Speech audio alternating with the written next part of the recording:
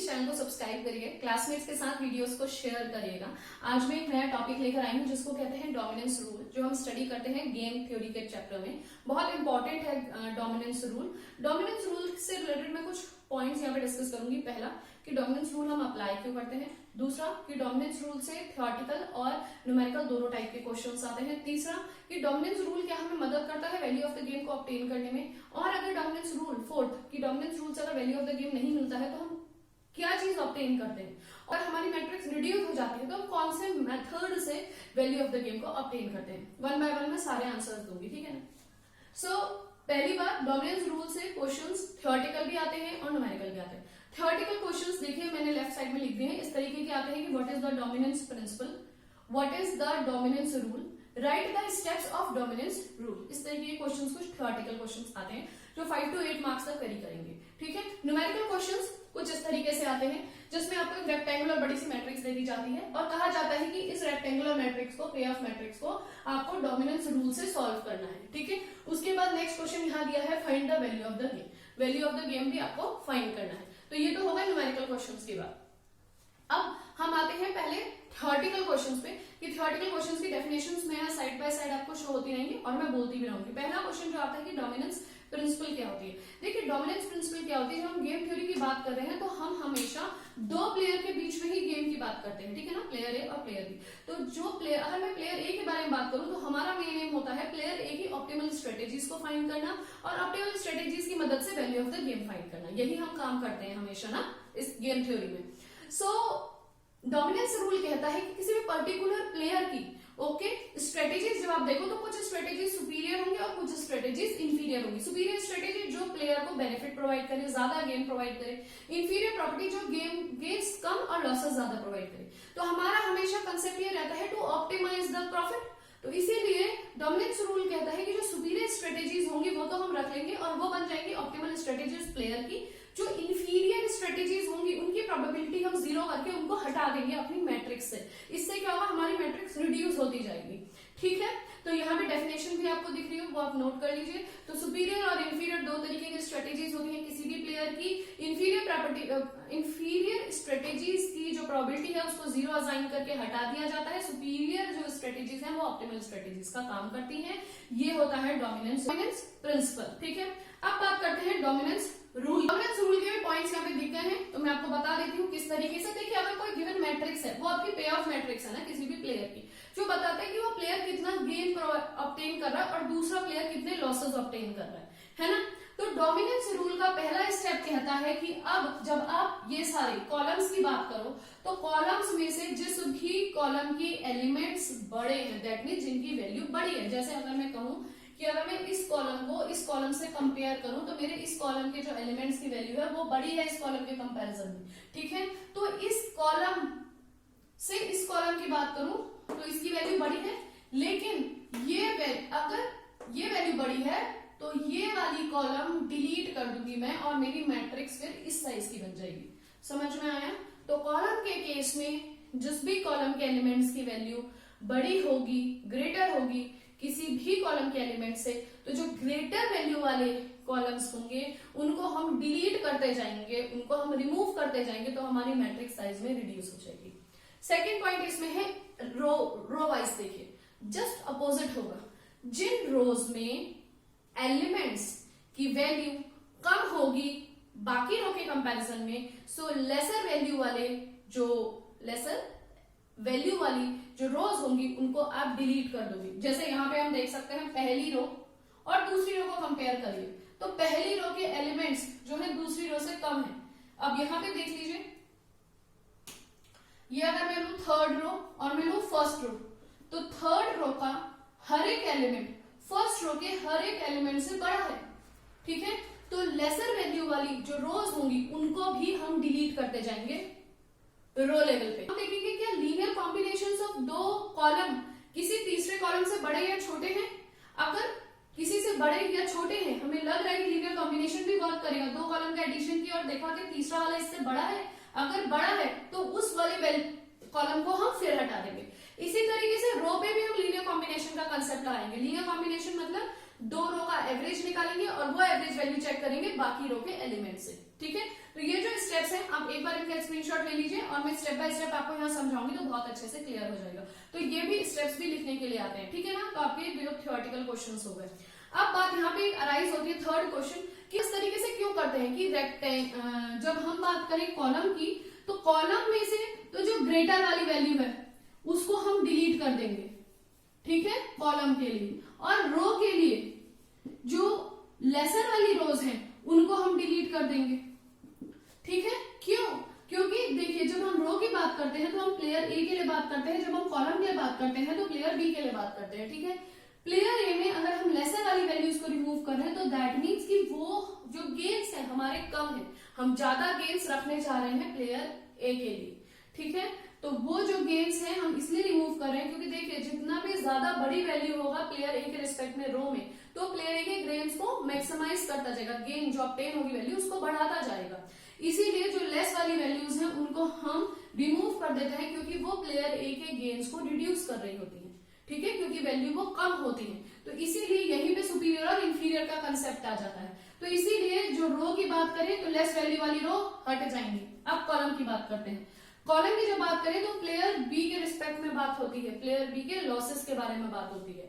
अगर हम रेक्टेंगल में से बड़ी वाली वैल्यू को रिमूव कर रहे हैं तो दैट मीन्स कि वो वैल्यू ज्यादा लॉस प्रोवाइड कर रही है प्लेयर बी को, इसीलिए हमने प्लेयर बी के रिस्पेक्ट में बड़ी वाली जो वैल्यूज है उनको हटा दी ताकि उसके लॉसेस कम हो सके। ठीक है, तो मेन जो कंसेप्ट होता है डोमिनेंस रूल अप्लाई करने का ये होता है।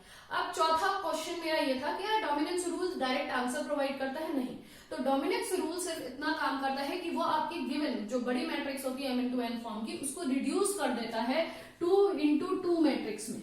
ठीक है, डोमिनेंस रूल सिर्फ रिडक्शन का काम करता है। क्यों? क्योंकि आप रेक्टेंगुलर और आप कॉलम और रोज हटाते जा रहे हैं। ठीक है, तो उससे आपकी जो मैट्रिक्स है वो रिड्यूस हो जाती है 2×2 फॉर्म में। जब मैट्रिक्स 2×2 फॉर्म में रिड्यूस हो गई तो आपको पता है कि इसमें तो एक ही मेथड अप्लाई होता है, आपका अरिथमेटिक मेथड, या फिर आप सैडल पॉइंट के लिए भी चेक कर सकते हो। ठीक है, तो जिससे भी आपको आंसर मिल जाएगा वो आपको वैल्यू ऑफ द गेम दे देगा। अब फिफ्थ क्वेश्चन था हमारा इस न्यूमेरिकल क्वेश्चन को सॉल्व करने का। मेरे लेफ्ट हैंड साइड में स्टेप्स डिस्प्ले हो रहे होंगे, मैं डायरेक्टली यहाँ करने जा रही हूँ। स्टेप नंबर फर्स्ट अप्लाई करते हैं। सबसे पहले रोज पे वर्क करना, मैं रोज से वर्क स्टार्ट कर रही हूँ। तो देखिए जो फर्स्ट रो है उसके एलिमेंट्स, ओके, और सेकंड रो के एलिमेंट आप देख सकते हो। फर्स्ट रो है उसके एलिमेंट छोटे हैं सेकंड रो से, ठीक है, सारे एलिमेंट्स छोटे हैं सेकंड रो से, तो फर्स्ट रो को हम रिमूव कर देते हैं। ठीक है, इसी तरीके से रो डिलीट कर रही हूं मैं। ठीक है, मैंने यहां लिख दिया रो डिलीशन। अब सेकंड रो को अगर मैं थर्ड रो से कंपेयर करूं तो देखिए 4 4 2 3 यहां बड़ा हो गया, यहां भी बड़ा है, यहां भी बड़ा है, यहां भी बड़ा है, यहां भी बड़ा है। तो मैं सेकंड रो को भी डिलीट कर दे रही हूं क्योंकि थर्ड वाले से ये वाली रो भी छोटी है। तो row deletion means that means I have deleted row 1 and deleted 2 as it is dominated by row 3। ठीक है, रो 3 से ये is dominated by row 3, तो ये स्टेप 1 हो गया। अब स्टेप 2 की बात करते हैं। तो अब हमारे पास इतनी मैट्रिक्स बची है, आप चाहें तो दोबारा मैट्रिक्स बना लीजिए, बट मैं यहीं पे कर दे रही हूं। अब हमारे पास ये मैट्रिक्स है, इतनी वाली मैट्रिक्स। इस मैट्रिक्स में अब हम देखेंगे स्टेप नंबर 2 जिसमें हम कॉलम्स पे वर्क करेंगे। तो आप देख सकते हो, देखिए यहाँ 4 4 4 है, यहाँ 3 3 3 है, यहाँ पे 2 2 2 है। तो हमें वो कॉलम हटाना है जिसके एलिमेंट्स की वैल्यू ग्रेटर है। ठीक है, वो ध्यान में रखिएगा। देखिए अगर 2 वाला इस वाले को लास्ट वाले को फर्स्ट वाले से कंपेयर करें तो फर्स्ट वाला हट जाएगा क्योंकि 4 है, सारी वैल्यूज बड़ी हैं इसके कंपैरिजन में, तो यहाँ ये डोमिनेट हो गई। ठीक है, इसी तरीके से जब इस वाली को लास्ट वाली को मैं सेकंड वाली से कंपेयर करूं तो ये सारी वैल्यूज बड़ी हैं। देखिए इसको भी हटा दूंगी मैं, ठीक है, क्योंकि ये वाली वैल्यू भी बड़ी हो गई।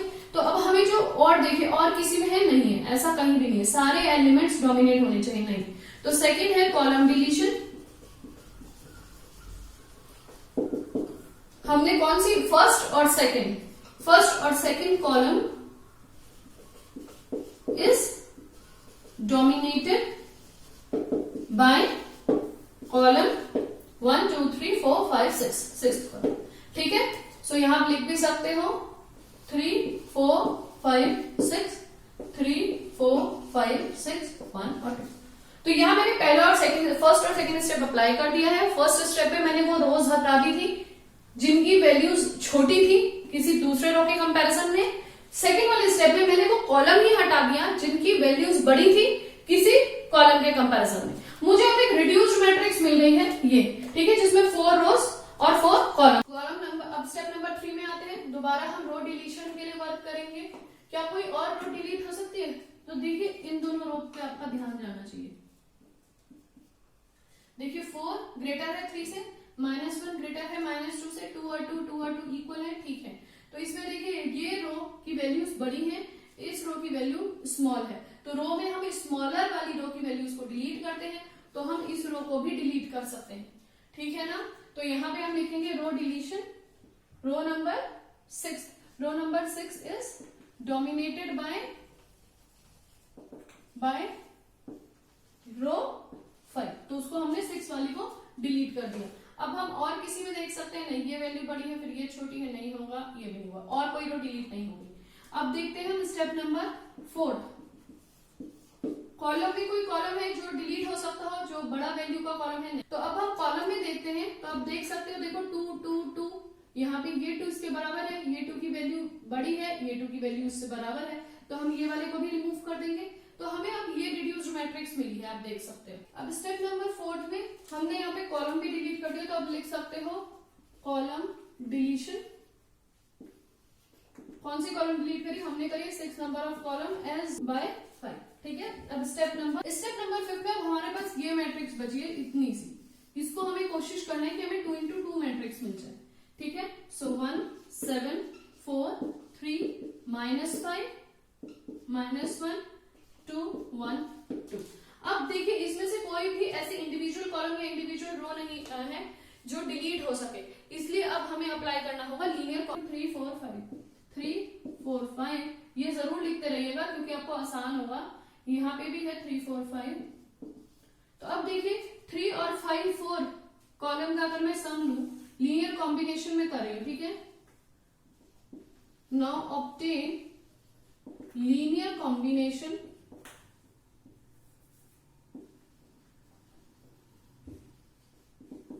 Of column 3 4। क्या वैल्यूज आएंगे? देखिए 1 लीनियर कॉम्बिनेशन, या इसको एवरेज भी कह सकते हो, ठीक है। एवरेज वैल्यू ले लेते हैं 1 और 3 की। तो 1 + 3/2 आपको दे देगा कितना? 4/2 is 2। देन 7 - 5/2, 3/2 1.5। इसी तरीके से तीसरा देखिए 4 - 1/2 3/2 1.5। सो वैल्यू है 2 1.5 और 1.5। ये फिर ग्रेटर हो गया, ठीक है। तो 5th वाली कॉलम को ही हटा देते हैं, तो मैंने 5th कॉलम को भी रिमूव कर दिया, ठीक है। टू रिमूव कॉलम 5, आपको पता है कि वैल्यू डोमिनेट होगी, ठीक है। अब स्टेप नंबर 6। अब हमें जो मैट्रिक्स मिली बस इतनी सी, ठीक है। अब स्टेप 6, अब हम रोज पे बात करेंगे। तो देखिए इन दोनों रोज का लीनियर कॉम्बिनेशन फाइंड कर लेते हैं। तो to find average of row 3 and 4, जब आप रो 3 और रो एवरेज फाइंड करोगे तो आप देखोगे कि इसकी जो वैल्यू है वो बड़ी है इससे, ठीक है। तो ये वैल्यू स्मॉल हो जाएगी, इसलिए हम इस वाले रो को भी हटा देते हैं। देखिए 1 + 7 आपको मिल जाएगा, मैं आपको दिखा भी देती हूँ। 1 + 7 8/2 = 4। अब यहाँ पे 3 - 5/2, तो -2/2 = -1। तो इसी तरीके से हमने ये वाली रो भी हटा दी 5th। तो हमें ये रिड्यूस्ड मैट्रिक्स मिल गई, ठीक है। रिड्यूस्ड मैट्रिक्स यहां लिख ले रही हूं।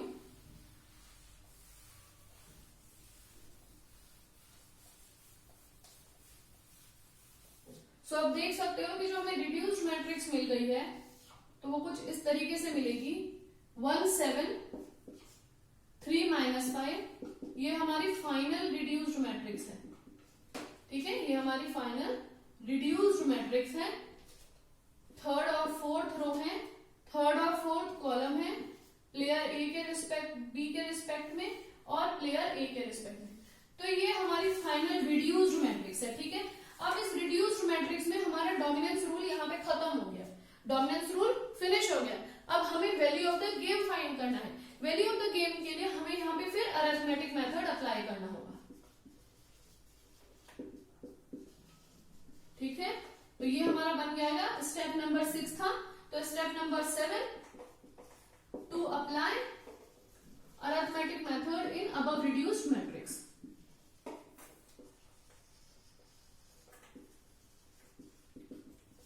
मैं आपको यहाँ पे डायरेक्टली वैल्यू लिख के दिखा रही हूँ ऑप्टिमल स्ट्रेटेजीज की और वैल्यू ऑफ द गेम की, क्योंकि मैंने बहुत बार अरिथमेटिक मेथड आपसे डिस्कस कर लिया है। अगर आपको कुछ ऐसे स्टूडेंट हैं जिनको बिल्कुल ही अरिथमेटिक मेथड नहीं आता, वैसे जो स्टूडेंट मेरी रेगुलर वीडियोस देख रहे होंगे उनको आता होगा। जिन स्टूडेंट्स जो पहली बार देख रहे हैं तो वो लिंक में जाके अरिथमेटिक मेथड स्टडी कर सकते हैं। ठीक है, तो मैं यहाँ पे डायरेक्टली आंसर करके फिर उसको डिस्कस करती हूँ। यहाँ पे अब अरिथमेटिक मेथड जब इसमें अप्लाई करेंगे तो आपको जो वैल्यू मिलेगी ऑप्टिमल स्ट्रेटेजी की वो मिलेगी थर्ड और फोर्थ कॉलम के लिए और थर्ड और फोर्थ रो के लिए। तो रो के लिए जो वैल्यू मिलेगी वो मिलेगी 6/7 और फोर्थ के लिए मिलेगी 1/7। ठीक है, ऑप्टिमल स्ट्रेटेजी, क्योंकि बाकी रोज 0 हो गई हैं तो वो सब 0 बन जाएंगे। 1 2 3 4 5 ऑप्टिमल स्ट्रेटेजी की वैल्यू 0 हो जाएगी। प्लेयर बी के रिस्पेक्ट में देखिए सिर्फ थर्ड कॉलम और फोर्थ कॉलम बचा है, तो वैल्यू 4/7 और 3/7 आएगी, बाकी वैल्यूज 0 रख दी जाएंगी। इसी तरीके से value of the game find किया तो आंसर आया 13/7 with respect of player A. Player B के लिए वैल्यू ऑफ द गेम -13/7 हो जाएगा। So I hope dominance rule, dominance principle, dominance rule क्यों अप्लाई किया जाता है और फाइनल आंसर अरिथमेटिक मेथड से ही आता है, ये चारों कंसेप्ट आपको बहुत अच्छे से समझ में आ रहे होंगे। वीडियो को शेयर जरूर करिएगा स्टूडेंट्स अपने क्लासमेट्स के साथ। अगर आपको कोई भी क्वेरी हो तो आप कमेंट के द्वारा पूछ सकते हैं। ठीक है, अपने क्वेश्चंस प्रैक्टिस करते रहिए। Till then goodbye, take care and thanks for